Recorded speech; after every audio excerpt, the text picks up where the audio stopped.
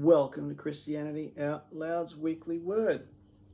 Been a bit like a monthly word, but so be it when this isn't the real job, and the real job still takes priority, obviously. So here's what it is. But welcome anyway. Thanks for watching. Just a short video tonight, but one that I think's pretty good nonetheless. Pretty good topic anyway. Particularly those of you who are all for diversity, equity, inclusion, and all of that rubbish that exists, and you don't think the Victorian government, Dan Andrews is gone, but hey, if you don't think they will continue on his,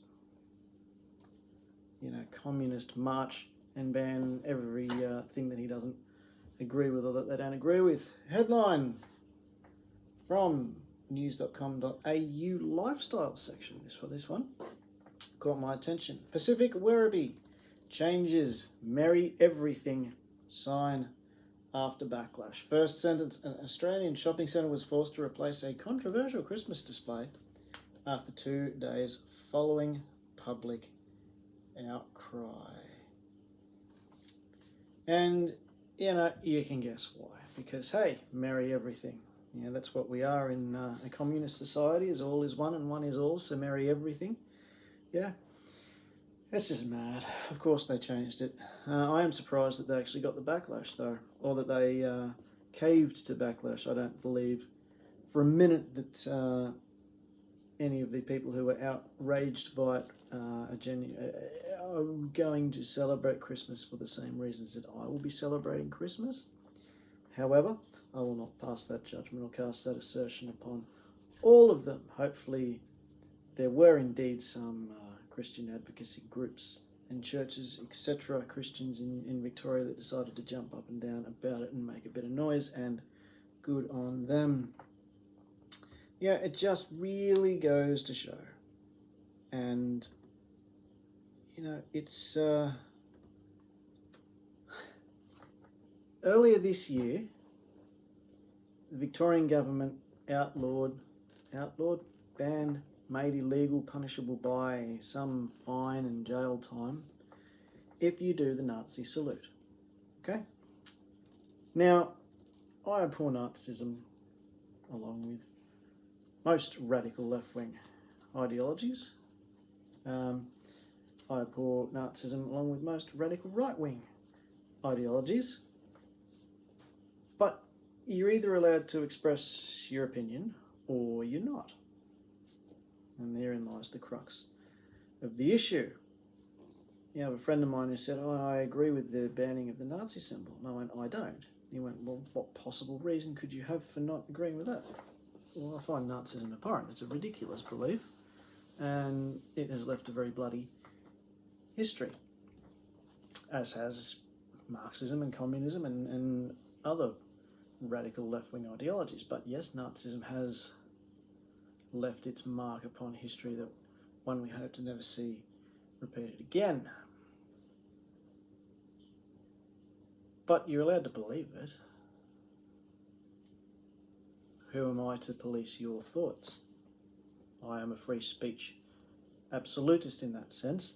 Very unfortunate that we don't have such a clause in any of our founding documents that allows for true freedom of speech, true freedom of expression. That's why I've not called for any censoring of Adam Bandt and his merry group of communist radical greenies who are jumping up and down in support of Hamas terrorists.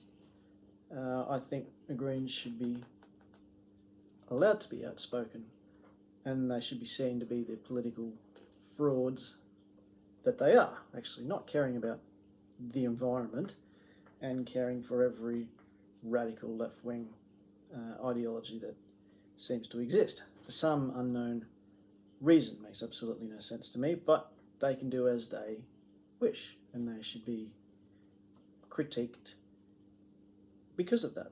So good for them.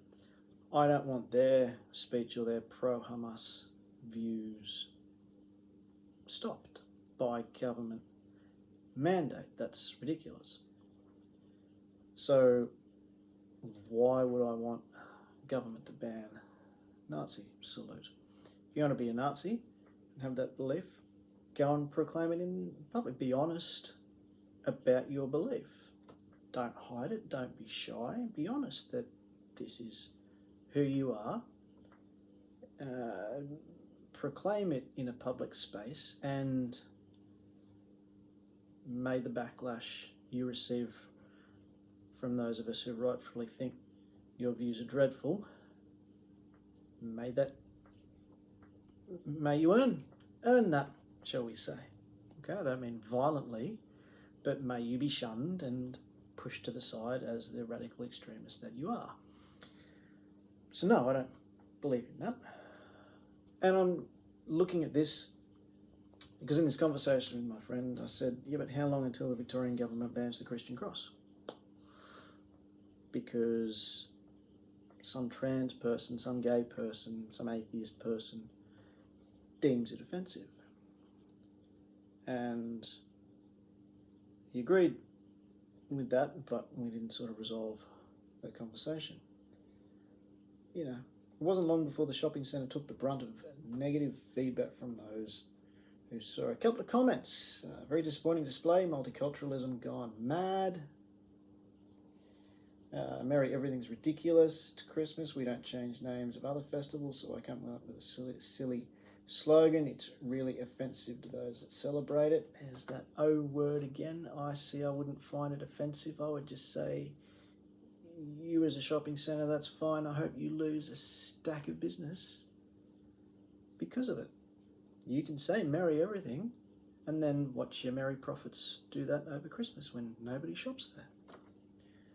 And where is our inclusiveness? And that one's, rather tongue-in-cheek comment, I'm sure, because we all know that inclusiveness, diversity and equity flows one way and one way only. DEI in the truest sense of the word means we'll hire you if you are a rainbow warrior, but we won't if you're a devout Christian. So, of course, no surprises that this was in Victoria. Unfortunately for them, they decided to vote their Labor Party back in resounding fashion not that long ago.